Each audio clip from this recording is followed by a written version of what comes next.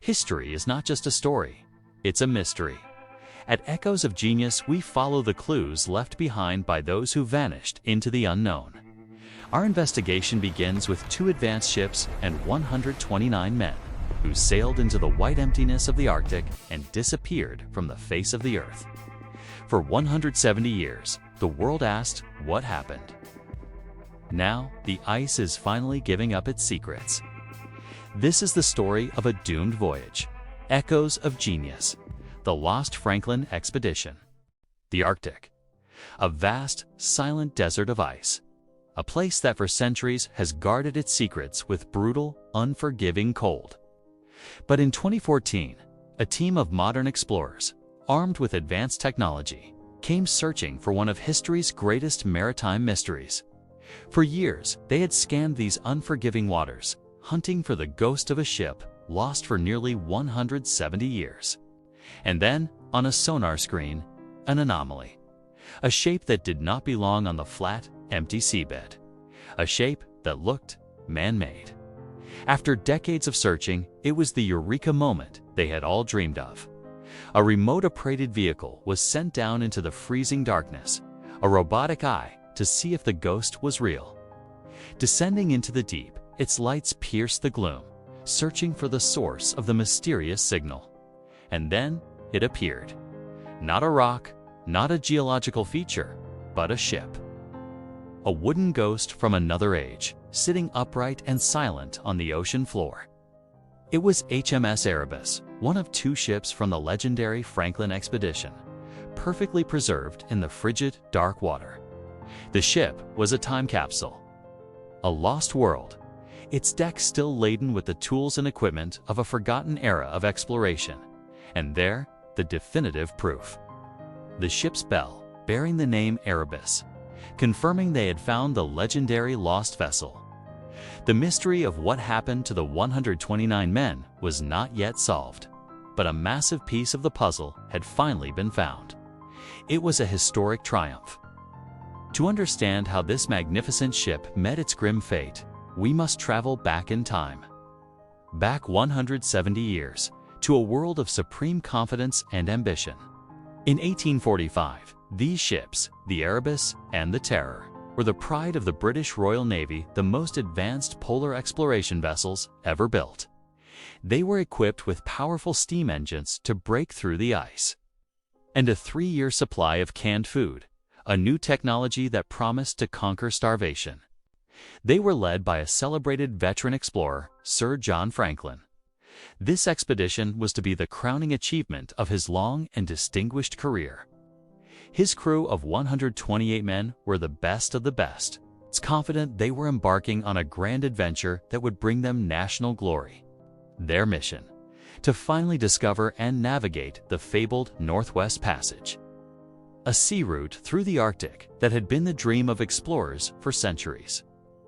As they sailed from England, they were the very symbol of the British Empire's power and its belief that technology and courage could conquer anything. They would never be seen by European eyes again. After their confident departure into the Arctic, the 2 ships and the 129 men aboard them sailed into a great, terrifying, and profound silence. In late July of 1845, 2 British whaling ships, navigating the icy waters of Baffin Bay, made a historic entry in their logs. They had spotted the Erebus and Terror, sailing confidently westward into the labyrinth of ice. It was the last time any European would see the men of the Franklin expedition alive. As was the plan, the expedition spent its first winter frozen into the ice off the coast of Beechey Island. It's a temporary home in the vast, unforgiving emptiness. But even here, death made its first visit. 3 crewmen died of what seemed to be natural causes that first winter, leaving behind 3 lonely graves, the first monuments to a voyage that was already doomed. 1 year passed, then 2, then 3. A deafening silence fell over the Arctic. Sir John Franklin and his men had vanished from the face of the earth. Back in London, a desperate and determined Lady Jane Franklin relentlessly pressured a reluctant British Admiralty to send search parties to find her missing husband. The hunt for the lost expedition began. For years, rescue missions crisscrossed the Arctic, finding nothing but an endless, silent expanse of ice and snow. Until, in 1854, an explorer named John Ray made a startling encounter. He met local Inuit hunters who told him a story. They spoke of seeing a large group of kablunas, white manures, earlier. Trekking south, their faces thin and their minds disturbed. They were not healthy explorers. The Inuit described them as gaunt, starving, and desperate, dragging heavy sledges and lifeboats behind them. They were so weak, the Inuit said, that they were falling and dying as they walked, their trail marked by the bodies of the dead. And they had proof. The Inuit hunters had acquired artifacts from the dying men, including silver cutlery, bearing the personal family crest of Sir John Franklin himself. But they also shared a final, horrifying detail. From the state of the frozen bodies they found later, it was clear the last survivors of the Franklin expedition had resorted to cannibalism. The search continued, now with a grim new purpose. Years later, another search party made a crucial discovery on the desolate coast of King William Island, a man-made pile of stones. Inside this stone cairn, left there by the crew, they found a small rusted metal cylinder. And inside the cylinder was a single piece of paper. It's the only written message ever recovered from the expedition after it sailed into the silence. It was a standard naval form, with a printed message stating all was well in 1847. But around the margins, another, more desperate message had been scrawled a year later. The handwritten note confirmed the ships had been trapped in the ice for over a year and a half. It confirmed the date of Sir John Franklin's death, and it announced a desperate, final plan. The 105 surviving members of the crew had abandoned their ice-locked ships to begin a hopeless, 800-mile march south towards a trading post they would never reach. The written note was one clue. But the most important evidence was still buried in the ice. In the 1980s, a team of scientists traveled to Beechy Island to do something unprecedented: to exhume the bodies of the first 3 crewmen, hoping their frozen remains held a secret.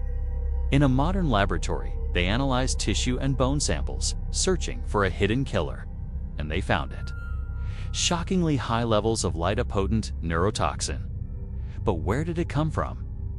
Suspicion fell on the expedition's greatest innovation: its 8,000 cans of preserved food. These cans were a new technology, and records show many were sealed hastily and poorly, with thick seams of lead solder on the inside of the can. It's believed that with every meal, toxic lead leached from these seams directly into the food. The very technology meant to guarantee their survival was insidiously poisoning them from within. Lead poisoning attacks the brain and nervous system, causing confusion, paranoia, and irrationality. This hidden poison helps explain the crew's bizarre behavior, the reported breakdown of discipline and command, and the irrational decisions made during their final, desperate days on the ice. But lead may not have been the only killer hiding in their food. The poorly sealed cans could have also allowed for the growth of deadly bacteria, leading to botulism, a disease that causes muscle weakness and paralyses, a certain death sentence in the harsh Arctic. The men of the Franklin expedition weren't just fighting the cold, they were fighting a war on 2 fronts. They were fighting the unforgiving Arctic outside, and an invisible poison inside their own bodies. The evidence was now overwhelming: a perfect storm of bad luck, bad weather, and a hidden enemy. A disaster set in motion years before they were ever trapped in the ice, sealed in a can with a single toxic drop of lead. The ships were lost. The commander was dead. For the 105 survivors, a new, even more desperate journey began. In the spring of 1848, they abandoned the relative safety of their ice-locked ships to begin a death march south, hoping to reach a trading post hundreds of miles away. But these were not healthy men. Their minds were clouded by lead poisoning, their bodies weakened by malnutrition and disease. They made irrational decisions, hauling heavy sledges filled with useless luxuries like silverware and books, while leaving behind essential supplies. One by one, they began to fall, their bodies giving out in the unforgiving cold, littering the ice with their dead. Their camps were scenes of utter desperation, their only warmth coming from small fires, their only hope fading with the setting sun.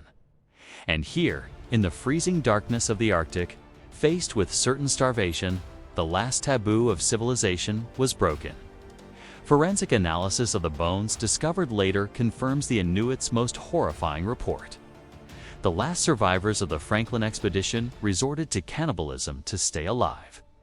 The final account came from the Inuit, who saw the last man standing, a tall, gaunt figure, wandering alone like a ghost before he, too, vanished into the snow.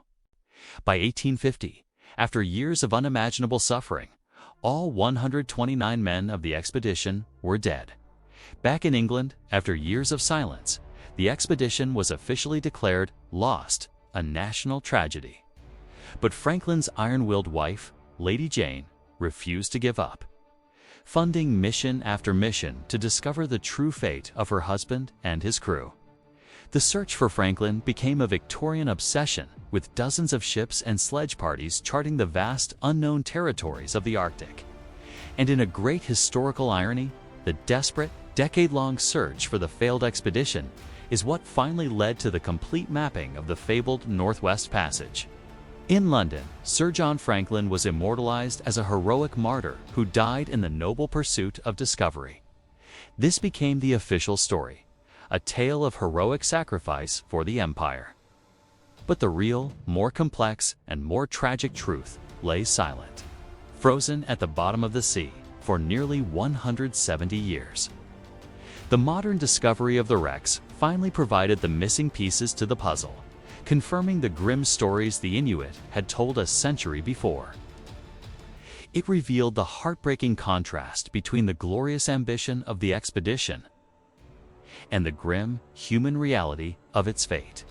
In the end, the story of the Franklin expedition is a humbling tale, a tale of how courage and the most advanced technology of the age were no match for the awesome, indifferent power of nature and the invisible enemies that the men unknowingly carried within themselves. A cursed voyage whose echo haunts us to this day.